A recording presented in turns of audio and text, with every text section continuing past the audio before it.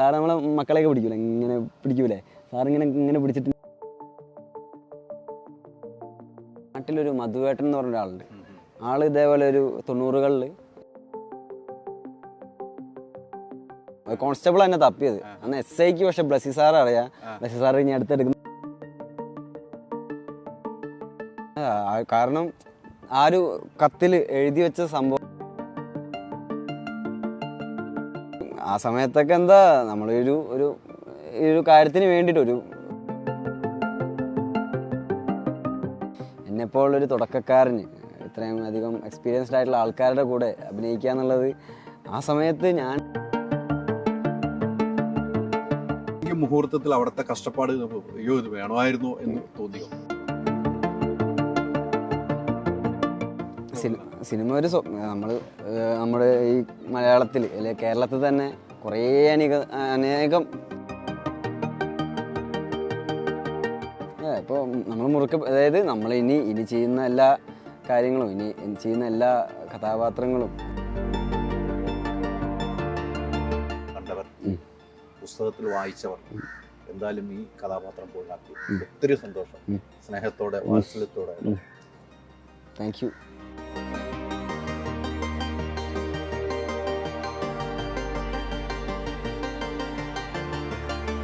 ഓക്സിജനിൽ വമ്പിച്ച വിലക്കുറവുമായി കേരളം കൂളാകും AC discount sale. Oxygen, the cooling expert.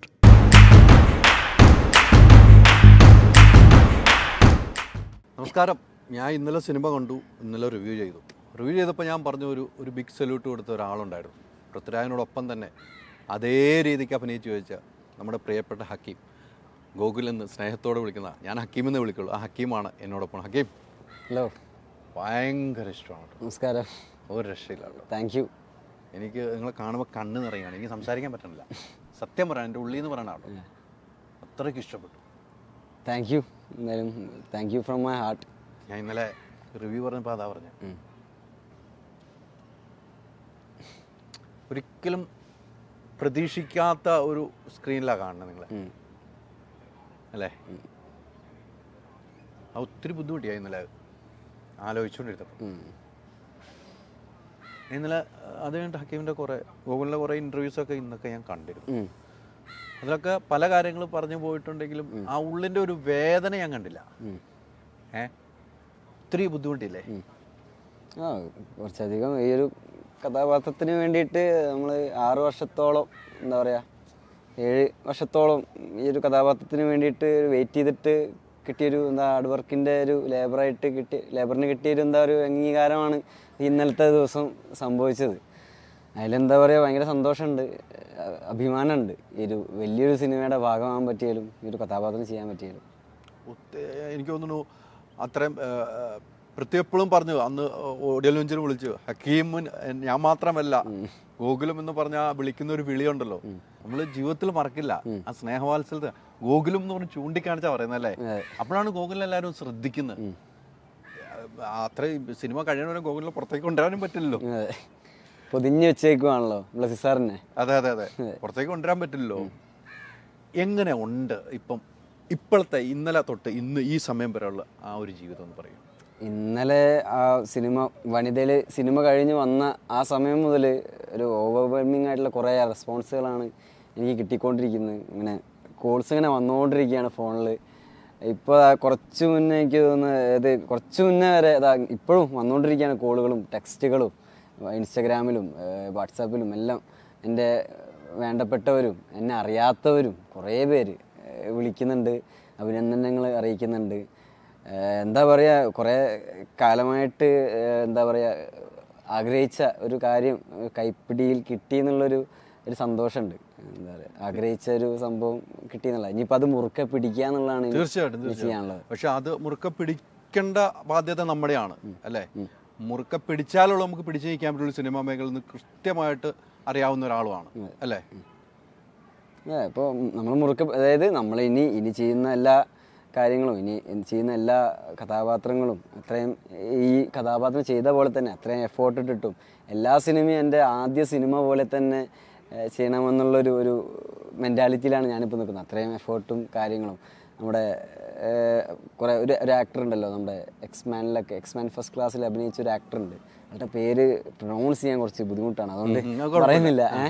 അപ്പോൾ ആള് പറഞ്ഞിട്ടുണ്ട്, ഞാൻ എല്ലാ സിനിമ ചെയ്യുമ്പോഴും ഇപ്പോൾ അതിന് ഏത് വലിയ സിനിമയാവട്ടെ ചെറിയ സിനിമയാവട്ടെ ബഡ്ജറ്റ് വലുതാവട്ടെ ചെറുതാവട്ടെ, അദ്ദേഹം പറഞ്ഞ എല്ലാ സിനിമയ്ക്കും ഞാനിടുന്ന എഫേർട്ട് അത് എല്ലാ സിനിമയ്ക്കും ഒരേപോലെയാണ്.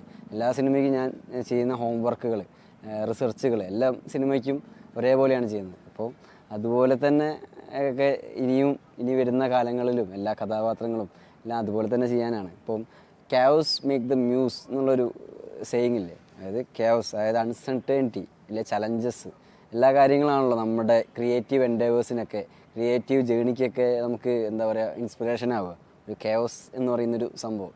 അപ്പോൾ അങ്ങനെ ഇനിയും ക്യാവ്സുകൾ ഉണ്ടായിക്കൊണ്ടിരിക്കട്ടെ, ഇനിയും ചലഞ്ചസ് ഉള്ള കഥാപാത്രങ്ങൾ എനിക്ക് കിട്ടിക്കൊണ്ടിരിക്കട്ടെ എന്നാണ് ഞാൻ പ്രതീക്ഷിക്കുന്നത്. നിങ്ങൾ രണ്ട് കണ്ടുമുട്ടിയപ്പോഴാണ് എൻ്റെ ഫീൽ തുടങ്ങിയത്.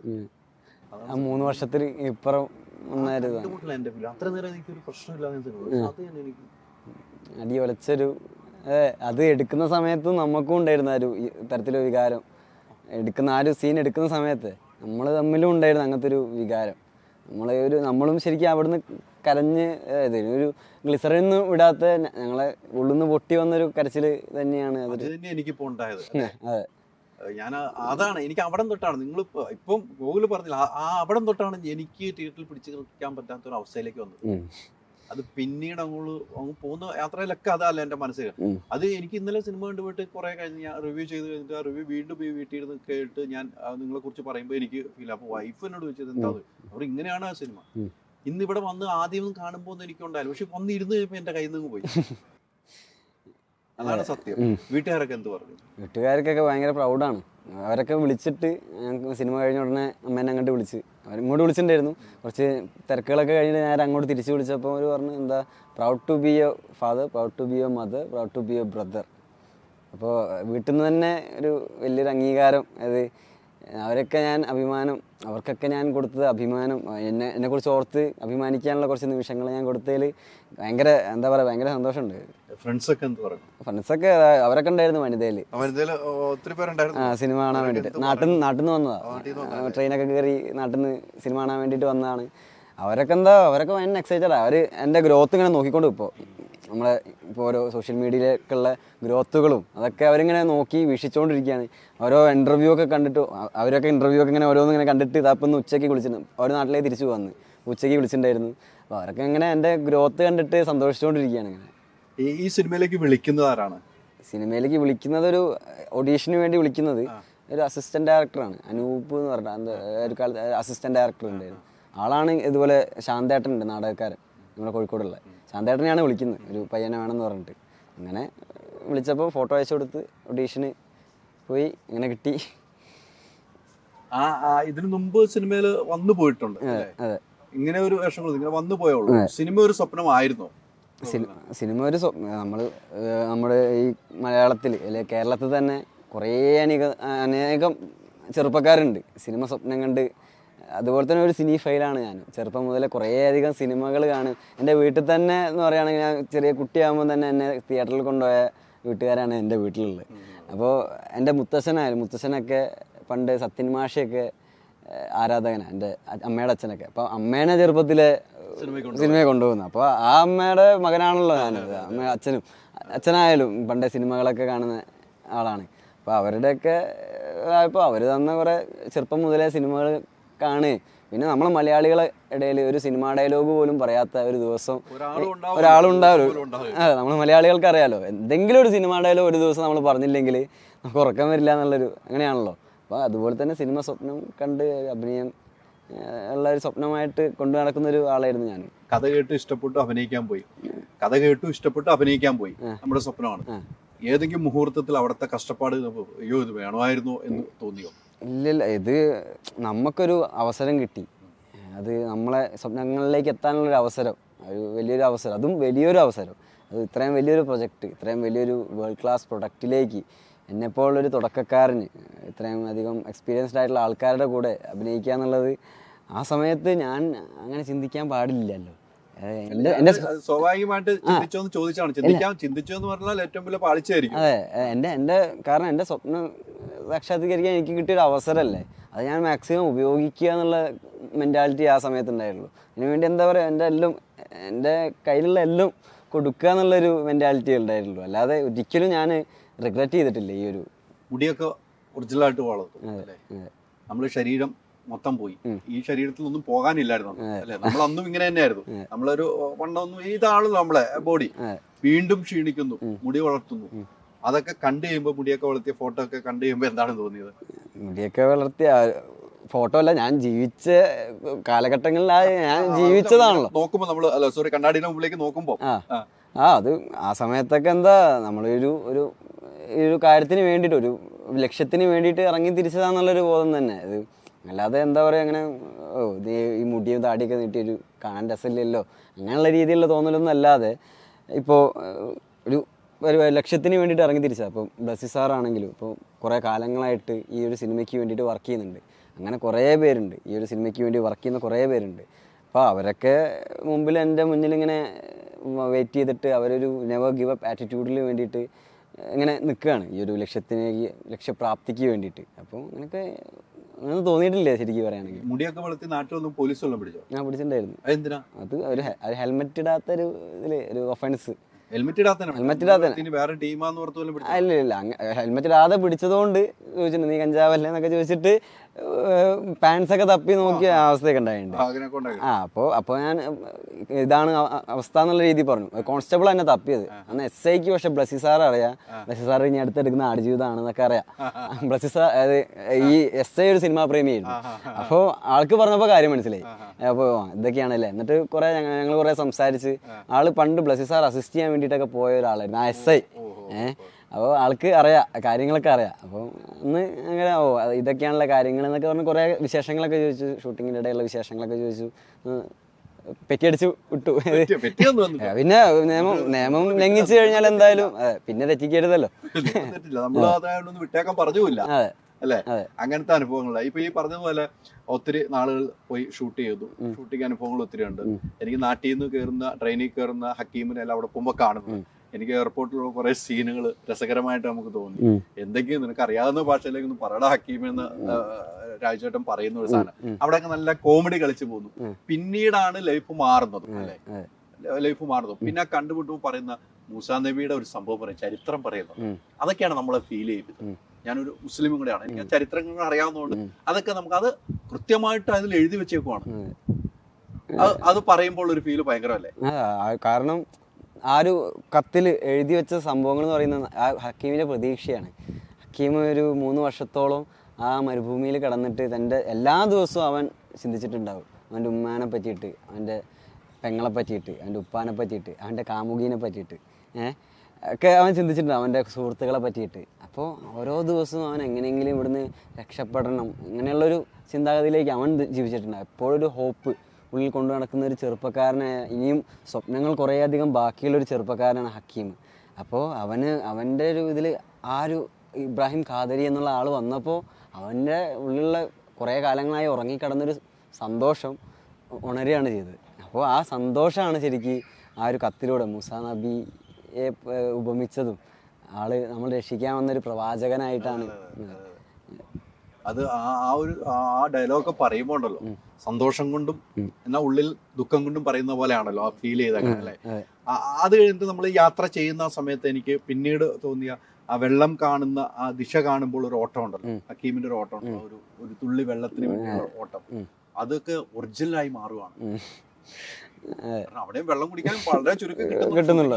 എന്നോട് ഇപ്പൊ പറഞ്ഞുള്ളവര് അത് ഒരു വല്ലാത്തൊരു ഫീൽ അല്ലായിരുന്നു. അപ്പൊ ആ കണ്ടുനിന്നവരൊക്കെ എന്താ പറഞ്ഞത്? ഷൂട്ടിംഗ് കണ്ടുനിന്നവരൊക്കെ ഉണ്ടല്ലോ, അവരൊക്കെ എന്താണ് പറഞ്ഞത്? ആ വെള്ളം കുടിക്കാൻ പോയ സീക്വൻസിന്റെ സമയത്ത് സുനിലേട്ടനുണ്ടല്ലോ, നമ്മുടെ DOP സുനിലേട്ടനൊക്കെ പറഞ്ഞു, അപ്പൊ അത് ഞാൻ ആ ഓടിപ്പോന്നൊരു കണ്ടിട്ട് ആ ഒരു ആക്രാന്തം ആ വെള്ളം കിട്ടാത്തതിലുള്ളൊരു ആർത്തി ഉണ്ടല്ലോ, അത് വെള്ളം കിട്ടി ഒരു ദിവസത്തോളം വെള്ളം കുടിക്കാതെ നിന്നിട്ടാണ്, ഭക്ഷണം കഴിക്കാതെ നിന്നിട്ടാണ് അവൻ ആ വെള്ളം കണ്ട പോലെ ഫീൽ ചെയ്യുന്നത്.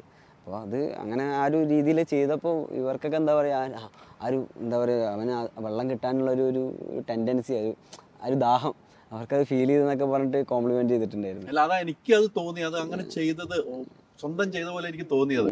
ഞാൻ ആ ചോദിച്ച കറക്റ്റായിട്ട് ഇവരെന്ത് പറഞ്ഞു എന്ന് ചോദിച്ചതാണ്. ഇവരാരും എന്നോട് പറഞ്ഞ കാര്യമല്ല പറഞ്ഞത്.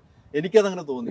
ഇപ്പൊ ബ്ലസ്സി സാറാണെങ്കിലും ആ സമയത്ത് ആ ഒരു ഓട്ടം ഇല്ലേ, ആ ഒരു ഓട്ടം എന്താണ്, നിനക്ക് സന്തോഷമുണ്ട്, എനിക്ക് തന്ന ഇൻപുട്ട് ഇങ്ങനെയാ, എനിക്ക് വെള്ളം കണ്ടതിന് സന്തോഷമുണ്ട്, അപ്പോൾ അങ്ങനെ ആ ഒട്ടകത്തിന് അയാളെ ഓടുകയാണ് എന്ന് പറഞ്ഞു. ഇത് അങ്ങനെ ഒരു രീതിയിൽ ഇൻപുട്ട് വന്നു. അത് പിന്നെ നമ്മൾ ക്യാമറയുടെ മുമ്പിൽ ഒരു സംഭവം ചെയ്തപ്പോൾ എന്തോ ഒരു രീതിയിൽ ശരിയായി പോയി. അതായത് എന്താ പറയുക, ആ ഒരു ഇമോഷനും ആ സമയത്ത് ഹക്കീം ചിന്തിക്കുന്ന പോലെ ചിന്തിച്ച് നമ്മളെ മനസ്സിലിട്ട് ഒന്ന് കറക്കിയെടുക്കുമല്ലോ എന്തായാലും. അതുപോലെ ഒന്ന് ചെയ്തു നോക്കിയപ്പോൾ ശരിയായി പോയി. ആ സാഹചര്യവും അതുപോലത്തെ ഒരു സാഹചര്യമായിരുന്നല്ലോ. പൃഥ്വിരാജ് എന്താണ് പറഞ്ഞത്? ഇത് കണ്ടിട്ട് ഇന്നലെ ഓഫീസിൽ വന്നിട്ടുണ്ടായിരുന്നു. ഉണ്ടായിരുന്നു. ഞങ്ങള് കണ്ടപ്പോഴേ കെട്ടിപ്പിടിച്ചിട്ട് എടാ സൂപ്പർ സ്റ്റാർ ആയല്ലോടാ, ഭയങ്കര സന്തോഷമൊക്കെ ഉണ്ടായിരുന്നു. ഇവിടെ ഇനിയും ഉയരങ്ങളിലൊക്കെ എത്തും എന്നുള്ള എല്ലാ ആൾ തന്നെ പറഞ്ഞിട്ടുണ്ടല്ലോ, ഞാൻ ചെയ്ത എല്ലാ കാര്യങ്ങളും അവനും ചെയ്തിട്ടുണ്ട്, ആൾ തന്നെ സപ്പോർട്ടുണ്ട്. അപ്പോൾ എല്ലാ പാരിതോഷികങ്ങളും എല്ലാ അനുഗ്രഹങ്ങളും അവൻ ഉണ്ടാവട്ടെ എന്ന് ആത്മാർത്ഥമായിട്ട് ആഗ്രഹിക്കുന്ന ഒരാളാണ് എന്നാണ് രാജുവേട്ടൻ പറഞ്ഞിട്ടുള്ളത്. ആ ഒരു സ്നേഹം ചെറിയൊരു നോട്ടത്തിൽ കൂടിയും ചെറിയൊരു ആ ഹഗ്ഗിൽ കൂടിയും കിട്ടിയ സ്നേഹം വളരെ എന്താ പറയുക, പ്രൈസ്ലെസ് ആണ്. ബ്ലസ്സി സാറിൻ്റെ അടുത്ത് ഇന്നലെ പോയിട്ട് ഞാൻ പോയപ്പോൾ ആദ്യം പോയിട്ട് കെട്ടിപ്പിടിച്ചിട്ട് ഒരു ഉമ്മ കൊടുത്ത്. അപ്പം സാറ് നമ്മളെ മക്കളെയൊക്കെ പിടിക്കൂലേ, ഇങ്ങനെ പിടിക്കൂലേ, സാറിങ്ങനെ പിടിച്ചിട്ടുണ്ട്, കുറേ നേരം നോക്കി ചിരിച്ചു നിന്ന്. ഞാൻ അങ്ങോട്ട് ചിരിച്ചു നിന്ന്, ഒന്നും പറഞ്ഞില്ല. ഒന്നും ഒരു വേർഡ് പോലും അങ്ങോട്ടും ഇങ്ങോട്ടും പറഞ്ഞില്ല. അതുകൊണ്ട് ഞങ്ങളുടെ ഇടയിൽ കുറേ കമ്മ്യൂണിക്കേഷൻ പക്ഷെ അപ്പം നടന്നിട്ടുണ്ട് ആ ഒരു നോട്ടത്തിൽ കൂടെ.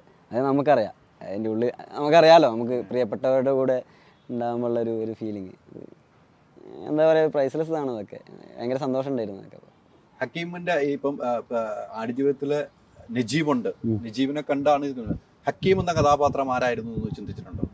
അങ്ങനെ നമ്മൾ ഇതിലിപ്പം നജീബിന്റെ ജീവിതമാണല്ലോ ഇത്, നജീബിന്റെ ഫ്രണ്ടാണ് ഹക്കീം. അങ്ങനെ ഒരാളെ കണ്ടിരുന്നോ? അങ്ങനെ ഒരാള് ശരിക്ക് അങ്ങനെ ഒരാളെന്ന് പറയുകയാണെങ്കിൽ ഇപ്പൊ നജീബിക്ക മാത്രം നമ്മുടെ മുമ്പിൽ എന്താ ഉദാഹരണമായിട്ട് ഇപ്പോൾ ഉള്ളൂ. ഹക്കീമിന് എപ്പോഴും എവിടെയുള്ളതെന്ന് നമുക്ക് ആർക്കും അറിയില്ല. അപ്പോൾ അങ്ങനെ ഒരാളെ മുന്നിൽ നേരിട്ട് കണ്ടിട്ടുണ്ടോയെന്ന് ചോദിച്ചു കഴിഞ്ഞാൽ നജീബിക്ക ഒരു ഉദാഹരണമാണല്ലോ. പിന്നെ എൻ്റെ നാട്ടിലൊരു മധുവേട്ടൻ എന്ന് പറഞ്ഞ ഒരാളുണ്ട്. ആൾ ഇതേപോലെ ഒരു 90കളിൽ ഇതുപോലെ പുറത്തേക്ക് പോയ ഒരാളാണ്. അപ്പോൾ ആൾക്കും ഇതേപോലെ സമാനമായിട്ടുള്ളൊരു അവസ്ഥ ഉണ്ടായിട്ടുണ്ട് നാട്ടിലുള്ള. അപ്പോൾ ആൾ അവിടെ എൻ്റെ അതേ ഒരു വയസ്സ്, ആ ഒരു ചെറുപ്പം, ഒരു 18-ാം വയസ്സിലെങ്ങാനാണ് അന്ന് ആൾ പോയത് പണിയെടുക്കാൻ വേണ്ടിയിട്ട്. അവിടെ എന്നിട്ട് ആൾ ഇതുപോലെ സ്റ്റക്കായിപ്പോയി. ഇതുപോലെ ആടുജീവിതമല്ല, അവിടെ ഒട്ടകങ്ങളും പിന്നെ കുറേ ഫാമുകൾ, കുറേ ജീവികളുള്ള ഒരു ഫാമായിരുന്നു. അപ്പോൾ ആൾ പറഞ്ഞ കുറേ കഥകളുണ്ട്. ആൾക്ക് പെപ്സിയും കുബൂസും ഒക്കെയാണ്. അങ്ങനെ പിന്നെ ആളെ ഇരുത്തിയിട്ട് അടിക്കുക, അങ്ങനെ ഭയങ്കര പീഡനങ്ങളൊക്കെ ആൾ അനുഭവിച്ചിട്ടുണ്ടായിരുന്നു. അതൊക്കെ ഞാൻ ഈ ഒരു ഷൂട്ടിന് മുന്നേ അങ്ങനെ ഒരാളുണ്ടെന്ന് പറഞ്ഞപ്പോൾ, നാട്ടിലുണ്ടെന്ന് പറഞ്ഞപ്പോൾ ആളെ പോയി കാണുകയും ആളോട് കുറെ കാര്യങ്ങളൊക്കെ ചോദിക്കുകയൊക്കെ ചെയ്തിട്ടുണ്ടായിരുന്നു. അതാണ് ഞാൻ ചോദിച്ചത്, നമുക്കൊന്ന് മനസ്സിലൊരു പഠിക്കണമല്ലോ. അപ്പോൾ ആളോട് കഥകളൊക്കെ ചോദിച്ചപ്പോൾ ആൾ പറഞ്ഞ കഥകളിൽ ആള് പറഞ്ഞ ഇമോഷൻസ് ഇല്ലേ, ആളുടെ സ്വന്തം കഥ പറയുമ്പോൾ ആൾക്കുണ്ടായ ഒരു ഇമോഷൻ ഉണ്ട്, നമുക്ക് തരുന്നൊരു ഇമോഷൻ ഇല്ലേ, നമുക്ക് ഫീൽ ചെയ്യുന്നൊരു ഇമോഷൻ ഇല്ലേ, ആ ഒരു ഇമോഷനാണ് ഞാൻ ഹക്കീമിന് ആ ഇമോഷൻ എന്താണോ അതാണ് ഞാൻ കൊടുക്കാൻ ഞാൻ വേണ്ടിയിട്ട് ശ്രമിച്ചത്. എനിക്ക് തോന്നിയ ഇമോഷൻ എന്താണോ ആ ഇമോഷനാണ് ഞാൻ കൊടുക്കാൻ വേണ്ടിയിട്ട് ശ്രമിച്ചത്. ഞാൻ അത് എന്താ പറയാ, വിജയിച്ചു എന്ന് പ്രതീക്ഷിക്കല്ലേ? വിജയിച്ചു 100-ന് അപ്പുറത്തേക്ക് മാർക്ക്. എത്ര മാർക്ക് ഒരാൾക്ക് തരാമെന്ന് വെച്ചാൽ ഏറ്റവും കൂടുതൽ മാർക്ക് തരും ഹക്കീം എന്ന കഥാപാത്രത്തിന്, ഗോകുൽ എന്ന ഞങ്ങളുടെ കേരളത്തിന്റെ അഭിമാനപുത്രന്. എനിക്ക് പറയാൻ പറ്റില്ല, എനിക്ക് അതൊക്കെ പറയുമ്പോൾ ഫീലാവും. ഒത്തിരി സന്തോഷം. ഇനി ഒത്തിരി വിവരങ്ങളിലേക്ക് പോകണം, നല്ല നല്ല സിനിമകൾ ചെയ്യണം. അന്നും ഇന്നും ഇതേപോലെ എളിമയോടുകൂടി മലയാളി പ്രേക്ഷകർ മുമ്പിൽ കാണണം. കാണാൻ ആഗ്രഹിക്കുന്ന ഒരു കഥാപാത്രമാണ്. ജീവിതത്തിൽ ഒരാളുടെ മനസ്സിൽ നിന്നും ഹക്കീം എന്ന കഥാപാത്രം പോകില്ല. സിനിമ കണ്ടവർ, പുസ്തകത്തിൽ വായിച്ചവർ എന്തായാലും ഈ കഥാപാത്രം പോലാക്കി. ഒത്തിരി സന്തോഷം. സ്നേഹത്തോടെ, വാത്സല്യത്തോടെ. Thank you.